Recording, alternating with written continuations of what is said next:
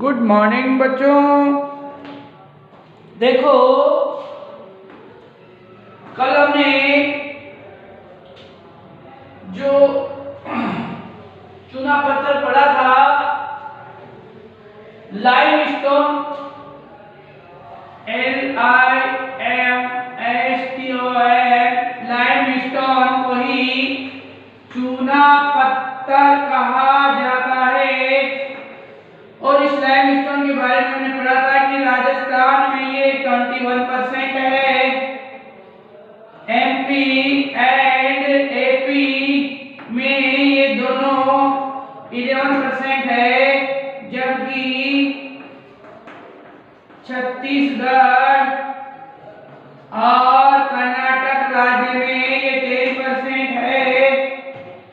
इसके अलावा तेलंगाना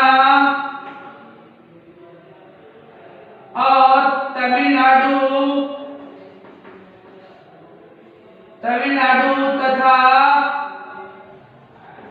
गुजरात राज्य में ये तीनों मिलकर 8% करते हैं और अन्य राज्यों में 13% और टोटल 100% ये लाइमस्टोन या चूना पत्थर के भंडार है। इस दृष्टि से हमारा राजस्थान अग्रणी राज्यों में है और यह सीमेंट उद्योग का एक प्रमुख आधार है। यानी ये न हो तो सीमेंट उद्योग संभव नहीं था। आज हम खनिजों का महत्व पढ़ेंगे। खनिजों का संरक्षण क्यों आवश्यक है? खनिजों का संरक्षण या संरक्षण जो भी आप कहे या कहे कि रख रखाव भी हम इसे कर सकते हैं, तो क्यों जरूरी है?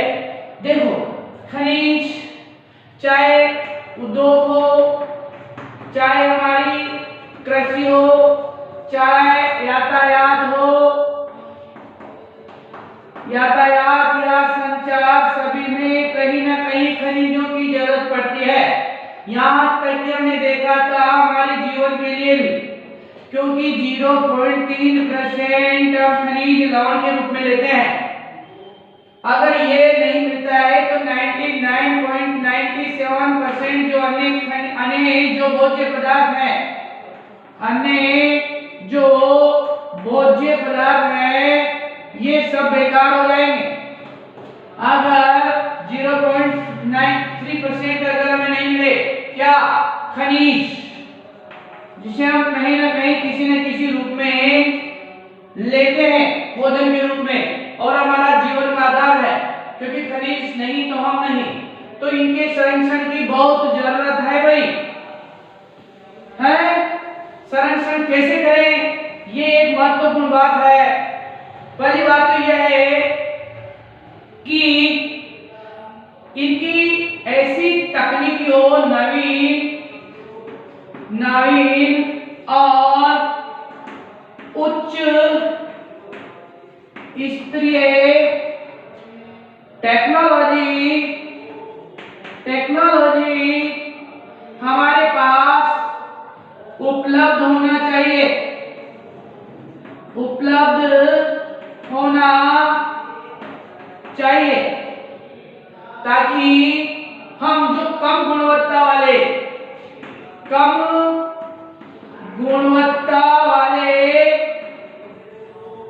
खनिजों का कम लागत पर उपयोग कर सके। लेकिन इसके लिए क्या आवश्यक है? नवीन और उच्च स्तरीय टेक्नोलॉजी की जरूरत है ताकि हम कम गुणवत्ता वाले खनिजों का भी उपयोग कर सकें। याद रखना दूसरी बात यह है कि जैसे जैसे जैसे जैसे खनन क्रिया गहराई तक पहुंचती है वैसे वैसे उनकी लागत तथा खनिजों की गुणवत्ता में लागत तो क्या होती है, लागत बढ़ती है और खनिजों की गुणवत्ता में कमी आती जाती है। तो पहली बात तो ये हमारे जीवन का आधार है। दूसरी बात, हमें उच्च तकनीक की जरूरत है। पहले हम इनकी आवश्यकता पड़े, क्यों आवश्यकता है संरक्षण की, तो इसको हटा दो। देखो क्वेश्चन बनाओ, खनिजों का संरक्षण क्यों आवश्यक है। तो नंबर 1, इनके बिना उद्योग नहीं चल सकते। नंबर 2, ये कृषि का भी आज के समय में आधार बन चुका है।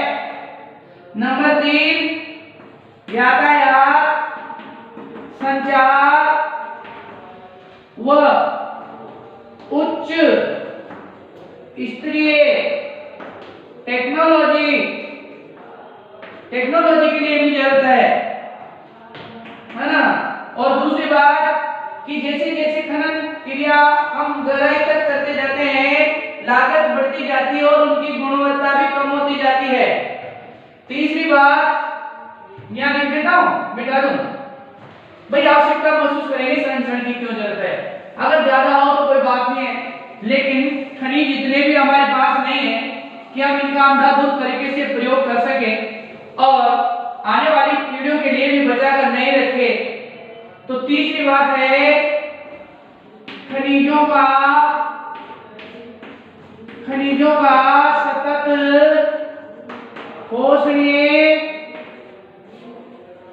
पोषणीय उपयोग आवश्यक है क्योंकि गांधी जी कहा करते थे, आपको याद है हमारे पास पेट भरने के लिए पर्याप्त साधन है, लेकिन पेटी भरने के लिए नहीं। तो खनिजों का सतत पूर्ण विकास आवश्यक है, अर्थात अंधाधुंध जो प्रयोग हो रहा है, अंधाधुंध प्रयोग को रोके क्योंकि 1 सेंटीमीटर खनिज अयस्कों के बनने में लाखों वर्ष लग जाते हैं। तीसरी बात यह है कि इसी में और अपन पढ़ाते हैं, जिस मात्रा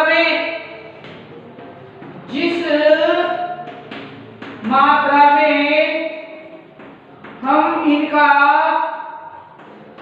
उपयोग कर रहे हैं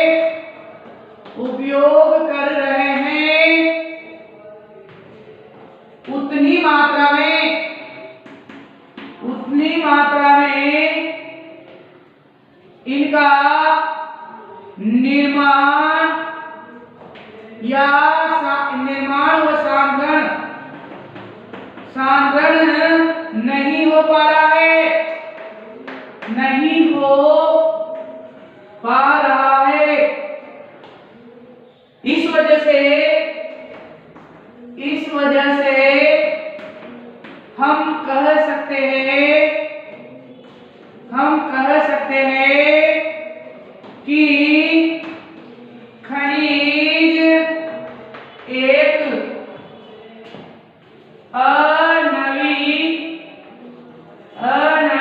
अनवीकरणीय संसाधन है। दूसरी बात यह कह सकते हैं अपन कि जैसे जैसे मैंने लिखा था, जैसे जैसे खनन या खदानें, जैसे लिखो, जैसे जैसे खदानें गहरी होती जाती है, खदानें गहरी होती जाती है, वैसे वैसे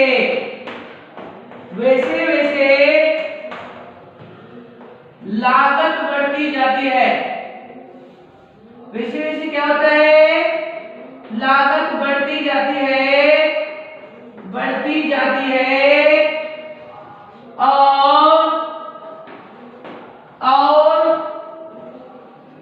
खनिजों की गुणवत्ता में भी कमी आती जाती है। जब बहुत ज्यादा लागत आ जाती है, बहुत ज्यादा गुणवत्ता घट जाती है, तो हमें खनन क्रिया को रोकना पड़ता है। यह नवीकरणीय संसाधन है। ध्यान रखना, जिस मात्रा में हम उपयोग कर रहे हैं उसकी अपेक्षा बहुत कम मात्रा में ये निर्माण या इनका साधन बन रहा है। तो इस वजह से, और दूसरी बात यह, देखो खनिज नहीं होंगे तो हम पुनः आदिकाल में जा सकते हैं। इसलिए और एक बात और है कि हम इनका इस तरह उपयोग करें कि आने वाली पीढ़ियों के लिए भी हम इन्हें बचा कर रखें। अगर इनका अतिदोहन करेंगे तो भविष्य में बहुत बड़ी चुनौतियां, बहुत बड़ी समस्याएं आने वाली पीढ़ियों के लिए हो सकती है। तो देखो बेटाओ, खनिज एक अनवीकरणीय संसाधन है, आने वाली पीढ़ियों के लिए बचाना बहुत जरूरी है। ये उद्योगों का, कृषि का, यातायात, संचार हमारे जीवन का आधार है, इसलिए इनका संरक्षण आवश्यक है। दूसरी बात, कुछ सेंटीमीटर खनिज बनने में लाखों वर्ष लग जाते हैं, अर्थात इनकी बनने की प्रक्रिया बहुत धीमी है, कछुए चाल से चलती है, और जो उपयोग की जो स्तर है वो बहुत ज्यादा है। इस वजह से स्वाभाविक है एक दिन ये खत्म हो सकते हैं, तो फिर हमारा जीवन कैसा होगा? अब इनके संरक्षण के उपाय क्या हो सकते हैं? संरक्षण के उपाय में नंबर 1 उपाय यह है कि जो रद्दी खनिज हैं, जो रद्दी माने गए खनिजों का उच्च तकनीकी का आविष्कार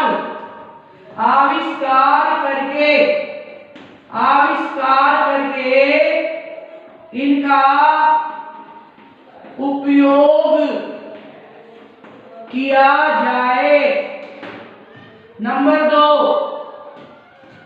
पुनः चक्रीय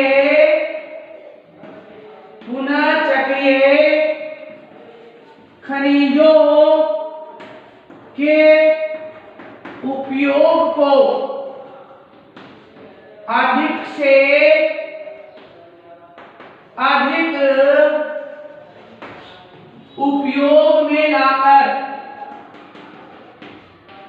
उपयोग में लाकर नंबर 3, जैसे लोहा है, टूट गया, फिर जला जा, फिर और कोई चीज बन गई, है ना? तो इस तरह से ऐसे खनिज जो है जो खत्म नहीं हो सकते, बार बार टूटकर फिर बन जाए, टूटकर फिर बन जाए, तो ऐसे पुनः चक्रीय खनिजों का उपयोग अधिक किया जाए। तीसरी बात, अन्य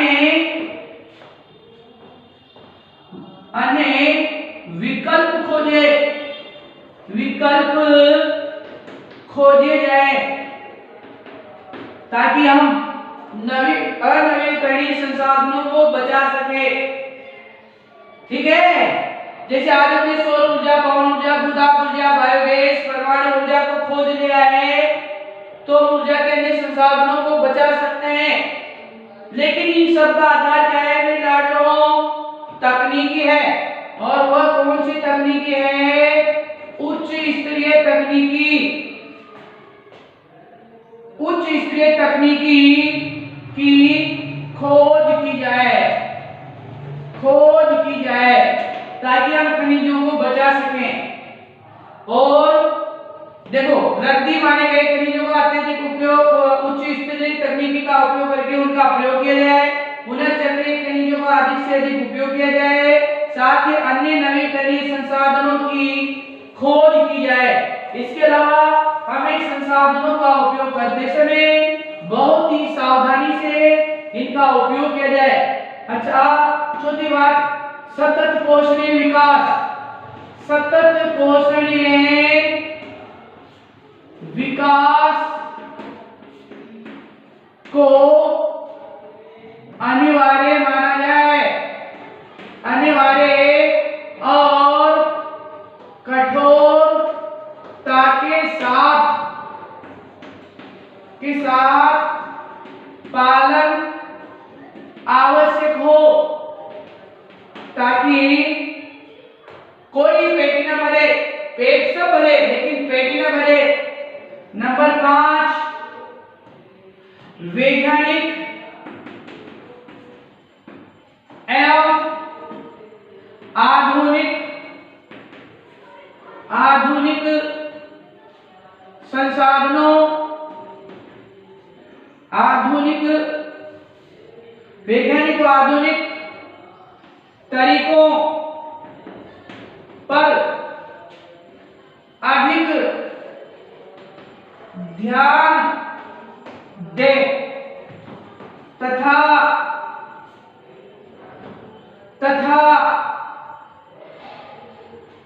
इनके दुरुपयोग के सख्त कानून बने।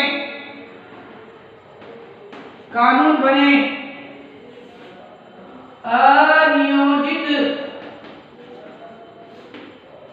व पर्यावरणीय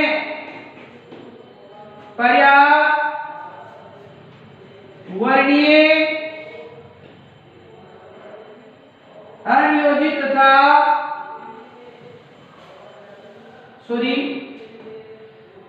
विनियमों के खनन के विनियमों एवं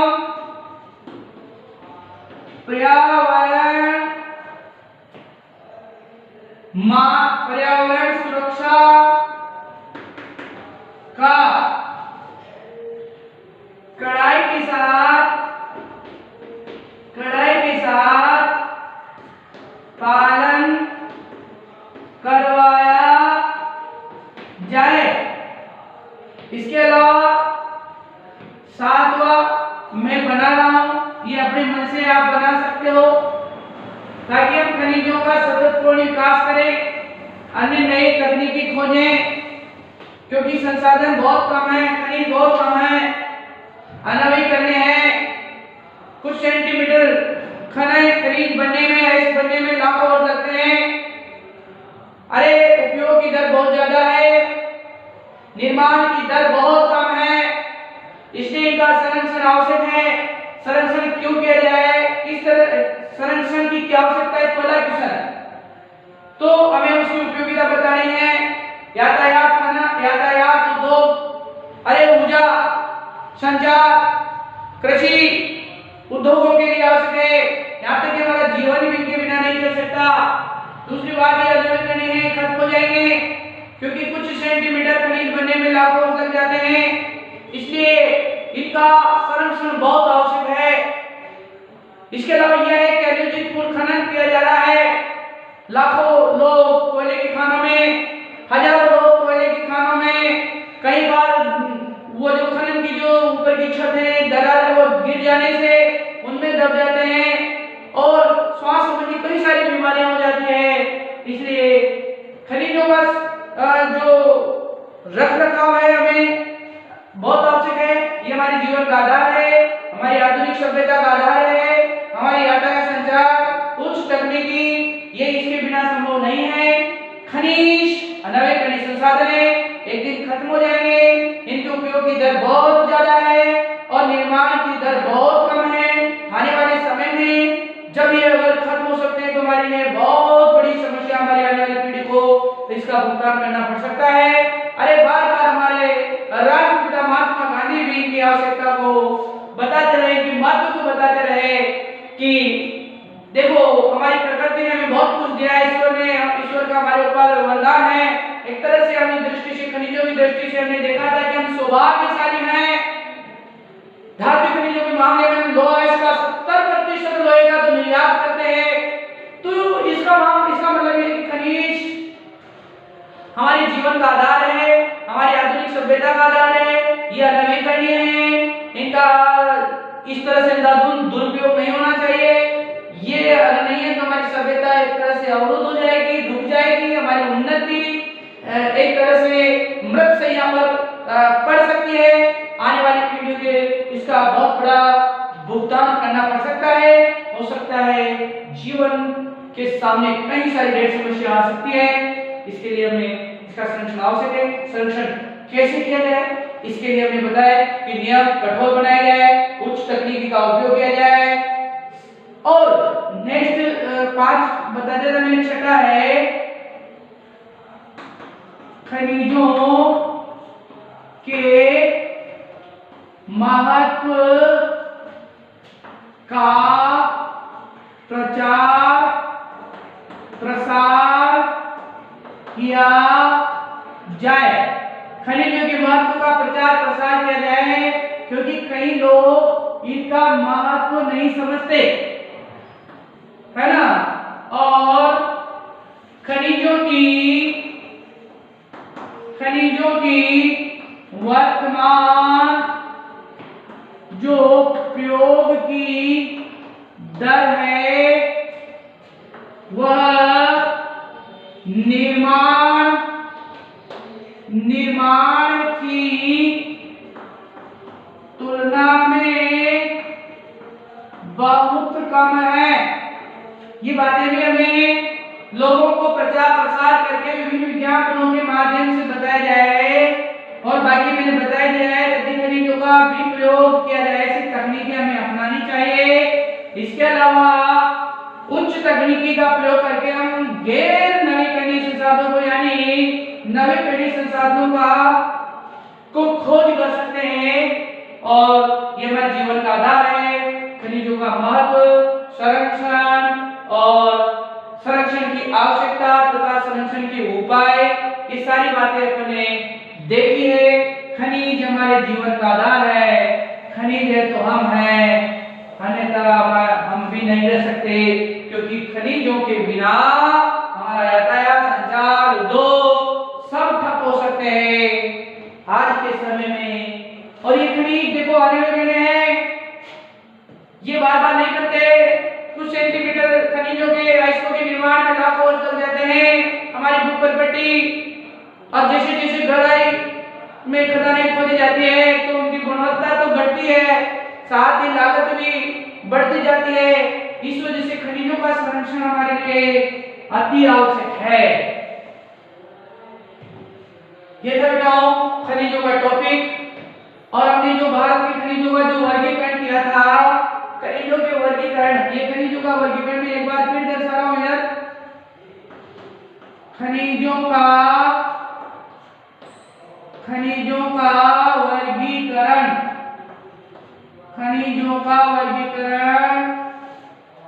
धात्विक, अधात्विक और ऊर्जा खनिज। तो ये हमारा पूरा हो गया। ये हमारा पूरा हो गया। अब हम आ गए हैं ऊर्जा खनिज पर। तो कौन सा? हाँ, संसाधन खनिजों का वर्गीकरण, अर्थात ऊर्जा संसाधन या ऊर्जा खनिज। लेकिन संसाधन तो ऐसे तो ऊर्जा खनिज या ऊर्जा संसाधन। देखो आज ये जो ऊर्जा है इसका महत्व देखेंगे। सबसे पहले महत्व, खाना बनाने, खाना पकाने, ताप प्राप्त करने, प्रकाश प्राप्त करने, विद्युत प्राप्त करने, यातायात में ईंधन के रूप में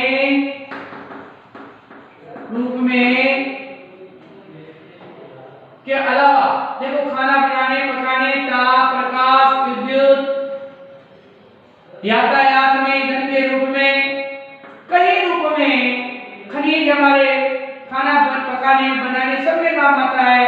वॉशिंग मशीन और विभिन्न प्रकार के संसाधन जुटाने में ये हमारे बहुत काम आता है। अर्थात ऊर्जा संसाधन आज के जीवन में ये हमारे लिए बहुत ही महत्वपूर्ण है। हम आराम से ऊर्जा संसाधन के बारे में लिख सकते हैं। क्या आप बिना ऊर्जा संसाधन के अपने गांव से यहाँ आ सकते हो? लेकिन गाड़ी जाती है, बैठ कर आ जाते हो। अरे वो गाड़ी कैसे चल रही है पता है आपको?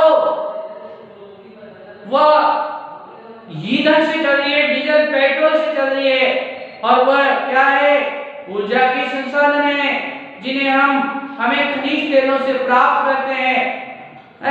आज यातायात, संचार, विभिन्न प्रकार की जो पंखे, लाइटें, कूलर, दुनिया भर के एसी, फ्रिज दुनिया भर के जो चलते हैं, वॉशिंग मशीन वगैरह, ये बिना लाइट के चल सकती है क्या? अरे बिना ऊर्जा के चल सकती है क्या?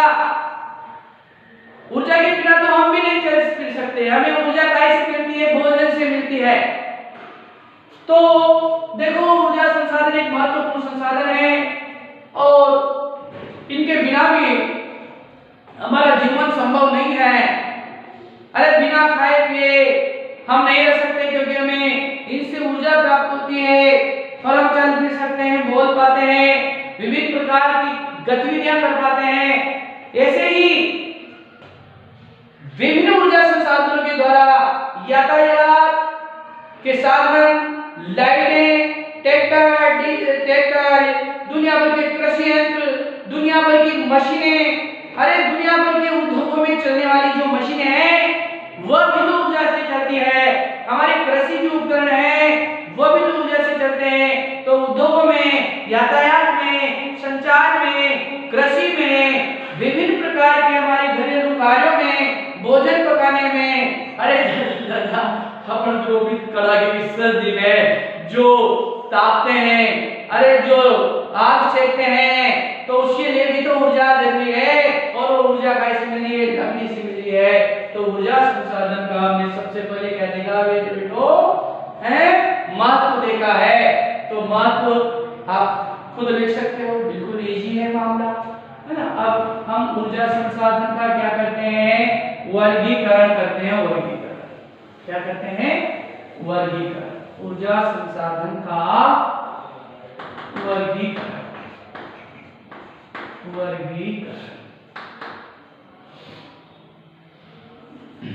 संसाधन का वर्गीकरण। तो इसको मुख्यतः आप दो भागों में बांट देंगे। कितने भागों में बांट देंगे? दो भागों में। एक परंपरागत ऊर्जा स्रोत या साधन, एक गैर परंपरागत ऊर्जा स्रोत। परंपरागत ऊर्जा स्रोत में वह स्रोत है जिनका उपयोग हम बहुत पहले से करते आ रहे हैं। अच्छा ये याद रखना, ये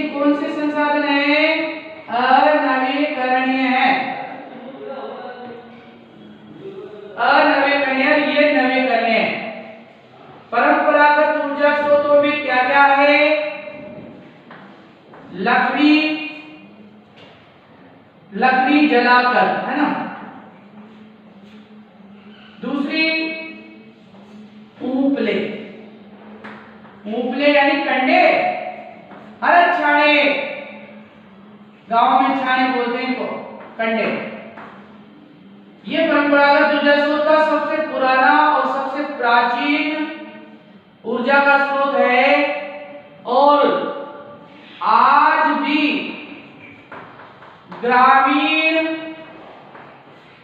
ग्रामीण क्षेत्रों में जलने वाले चूल्हे, अंगीठी में 70%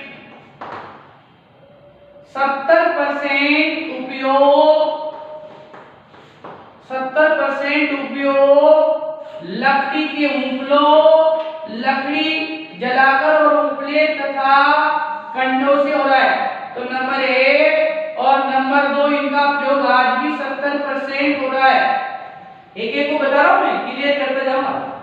आज भी ग्रामीण क्षेत्रों में जलने वाले चूल्हे और अंगीठी में 70% काय का उपयोग हो रहा है, या तो लकड़ी का या फिर उपलों का।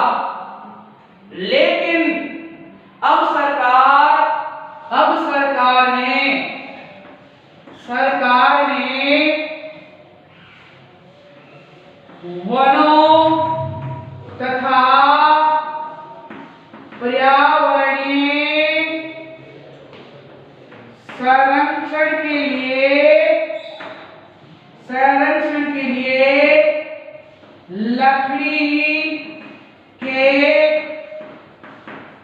लकड़ी के ईंधन के रूप में प्रयोग पर रोक लगाने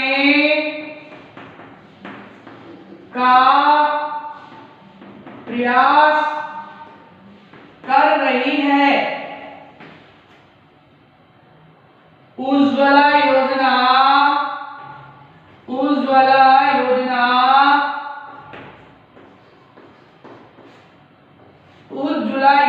को इस क्षेत्र में बड़ा कदम माना गया है।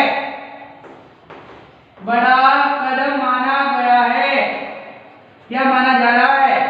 अरे वो जो चूल्हे दिए जा रहे गैस के बीपीएल कार्ड वाले जिनके पास चूल्हा नहीं है गैस का, उज्ज्वला योजना के तहत दिया गया है। इससे वनों और पर्यावरण को खतरा है लकड़ी के कटने से, जलने से, क्योंकि जलकर धुआं निकलता है, पर्यावरण प्रदूषित करता है। वन हमारे पर्यावरण को सुरक्षित करते हैं। साथ ही वनों की कटाई अंधाधुंध तरीके से हो रही है, जो गलत है।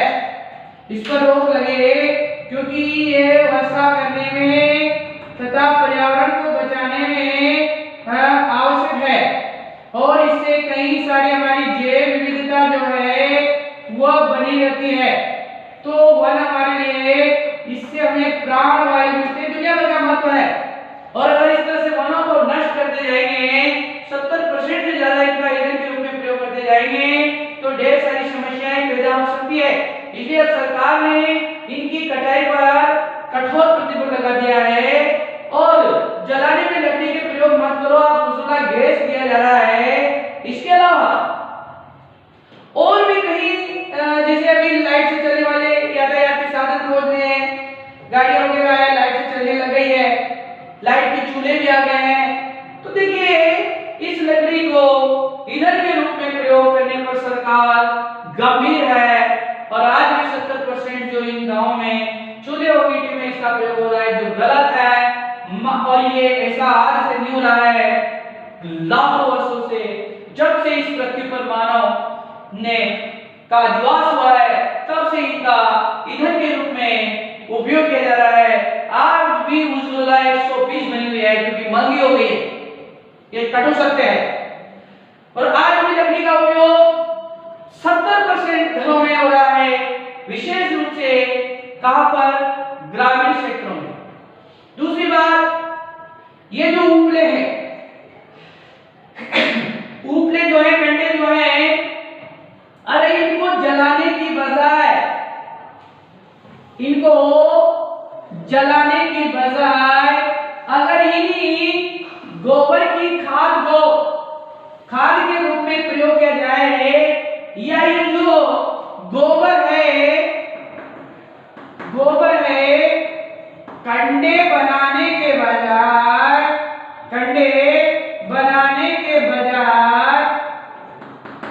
इन्हें सड़ाकर किण्वन की क्रिया द्वारा ऊष्मा प्राप्त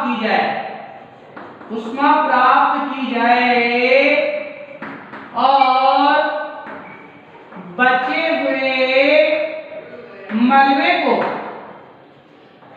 खाद के रूप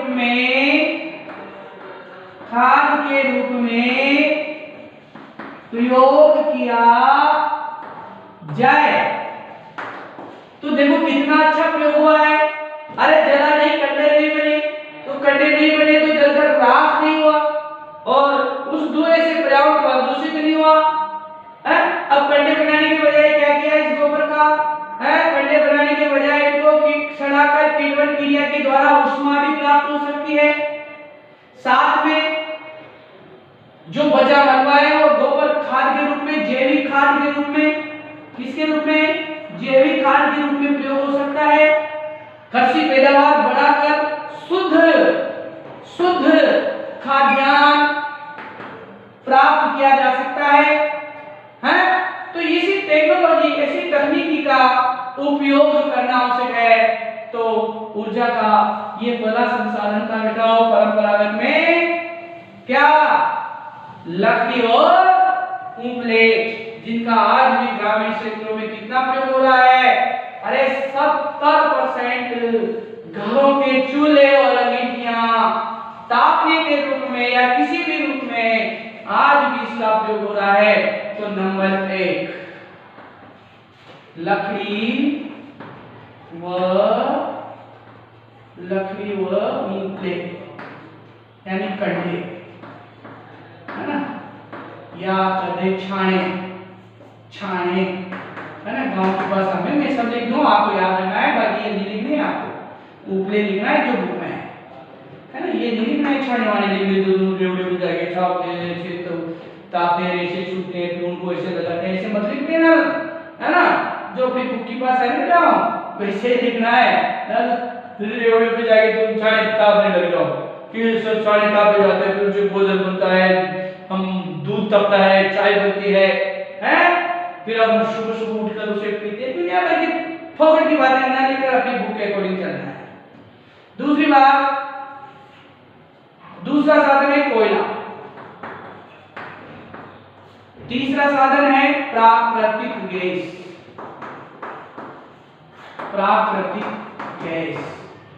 चौथा साधन है पेट्रोलियम पदार्थ। अब ये देखो, ये परंपरागत में लिखने याद रखने, वहां उदाहरण है परंपरागत ऊर्जा स्रोतों के उदाहरण दिए तो लकड़ी, कोयला, प्राकृतिक गैस और पेट्रोलियम, और एक पांचवा है विद्युत। और विद्युत को दो भागों में बांटो, एक जल विद्युत जो जल द्वारा प्राप्त होती है, एक ताप विद्युत जो कोयले को जलाकर प्राप्त की जाती है। कोयला तो प्राकृतिक में आ गया ना, परंपरागत में तो ये भी, तो ये विद्युत निर्माण, ये परंपरागत ऊर्जा स्रोत याद रख लेना, इनमें से आने का पूरा चांस है। लकड़ी, उपले, कोयला, प्राकृतिक गैस, पेट्रोलियम पदार्थ, विद्युत कौन सी? जल विद्युत की और ताप विद्युत की, दोनों इसके अंतर्गत आएगी, याद रखना। लेकिन ये अनवीकरणीय है और इनके खत्म होने के पूरे चांस हैं, जो कि हमने आगे देखा था कि अंधाधुंध प्रयोग हो रहा है, व्यक्ति अपने स्वार्थों के वशीभूत होकर लकड़ी, उपले, कोयला, प्राकृतिक गैस, पेट्रोलियम पदार्थ, तीव्र गति से बढ़ती हुई जनसंख्या के कारण इन पर बहुत ज्यादा भार बढ़ रहा है। इनका अंधाधुंध तरीके से प्रयोग हो रहा है। भविष्य में हमारी आने वाली पीढ़ी के लिए ये बहुत बड़ी समस्या पैदा हो सकती है। इसलिए वैज्ञानिकों का दिमाग चकराया, घूमा और उन्होंने ये सोचा कि क्यों ना इनका बचाव किया जाए। तो इन सब का परंपरागत संसाधनों का क्या किया गया, संरक्षण करने के लिए या कहे इन्हें बचाने के लिए किसके लिए, भावी पीढ़ियों के लिए बचाने के लिए। भावी पीढ़ियों के बचाने तो क्या हो रहा है, सतत पोषणीय विकास को बढ़ावा देने के लिए, सतत पोषणीय विकास को बढ़ावा देने के लिए या कहे इनके संरक्षण के लिए या बचाने के लिए, इनके लिए, भावी पीढ़ियों के लिए हमने एक तरीका खोजा। और तरीका क्या खोजा मेरे लाडलो, हमने गैर परंपरागत ऊर्जा स्रोत खोज निकाले। हमने गैर परंपरागत ऊर्जा स्रोतों को खोज निकाला। गैर परंपरागत ऊर्जा स्रोतों को खोज निकाला है। हमने उच्च टेक्नोलॉजी का प्रयोग किया है। उच्च टेक्नोलॉजी के बल पे हमने गैर परंपरागत ऊर्जा स्रोतों को खोजा है, जिनमें ये कभी खत्म नहीं हो सकते और ये एक नवीकरणीय संसाधन है। ये तो नवीकरणीय संसाधन है, इनमें अधिकांश एलिमेंट, लेकिन ये नवीकरणीय संसाधन है और ये खत्म नहीं हो सकते। कौन कौन से खोजे हैं,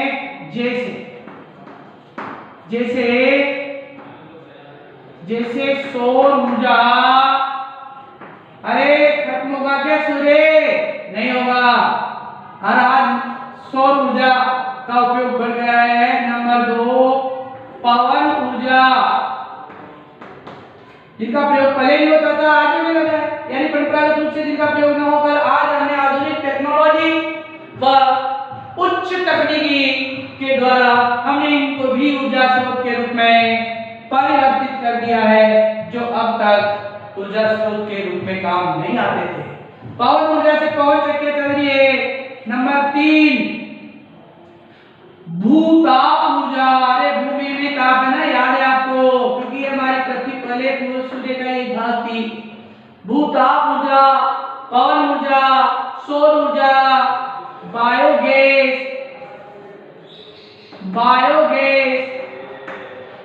बायोगैस और 5वां है आणविक ऊर्जा। ये सब गैर परंपरागत में, आणविक यानी यूरेनियम से जो ऊर्जा बनती है। तो क्या यूरेनियम से ऊर्जा बनती है? बनती है भाई। बायोगैस, भूताप, सौर ऊर्जा, पवन ऊर्जा, भूताप ऊर्जा, बायोगैस, आणविक ऊर्जा, ये सब ऊर्जा के गैर परंपरागत स्रोत है। अगर आपसे उदाहरण पूछे कि गैर परंपरागत ऊर्जा स्रोत किसे कहते हैं, कोई 4 उदाहरण दो तो इनमें से देना। गैर परंपरागत ऊर्जा स्रोत ऊर्जा के वह स्रोत है जिनका प्रयोग हमारे दादा परदादा बूढ़े नहीं करते थे, हमने करना शुरू किया है। यानी परंपरागत रूप से प्रयोग नहीं होता था, अब हम इसका प्रयोग करें। किसके बल पे? हमने नई टेक्नोलॉजियों को क्या कर लिया है, विकसित कर लिया है, जो अब तक ऊर्जा के स्रोत नहीं थे, आज वो भी ऊर्जा के स्रोत बन गए हैं। और इनमें से अधिकांश ही अधिकांश आणविक ऊर्जा को छोड़ दे तो ये सब क्या है, ये गैर परंपरागत ऊर्जा स्रोत नवीकरणीय में है। ये अधिकांश कैसे हैं? ये अधिकांश नवीकरणीय हैं। और ये अधिकांश कैसे हैं? ये अनवीकरणीय हैं। कैसे? अधिकांश। ठीक है बेटा? तो देखिए अब इनमें अंतर भी भी हो गया। ये इनका प्रयोग बार बार प्रयोग करने पर खत्म हो जाते हैं, इनका प्रयोग बार बार करने पर खत्म नहीं होते। ये बहुत पहले से प्रयोग किए जा रहे हैं। इनका प्रयोग आधुनिक टेक्नोलॉजी के बल पे अभी कुछ ही सालों से प्रारंभ हुआ है। अब हम इन ऊर्जा स्रोतों को अलग अलग पहले परंपरागत में पढ़ेंगे। कोयले को, कोयला कहाँ मिलता है, किस किस प्रकार का मिलता है, किन किन क्षेत्रों में मिलता है, कौन सी की चट्टानों में मिलता है, प्राकृतिक गैस कहाँ मिलती है, पेट्रोलियम कहाँ मिलता है, उपयोग वगैरह आप जानते हैं। विद्युत जो जल विद्युत ताप विद्युत कैसे बनती है। इसके बाद में हम पवन ऊर्जा, भूताप ऊर्जा, बायोगैस, आणविक ऊर्जा को पढ़ेंगे, है ना। ये प्राकृतिक गैस कहाँ चलती है, कहाँ प्राकृतिक गैस से विद्युत बनती है, सारी की सारी प्रक्रिया हम कल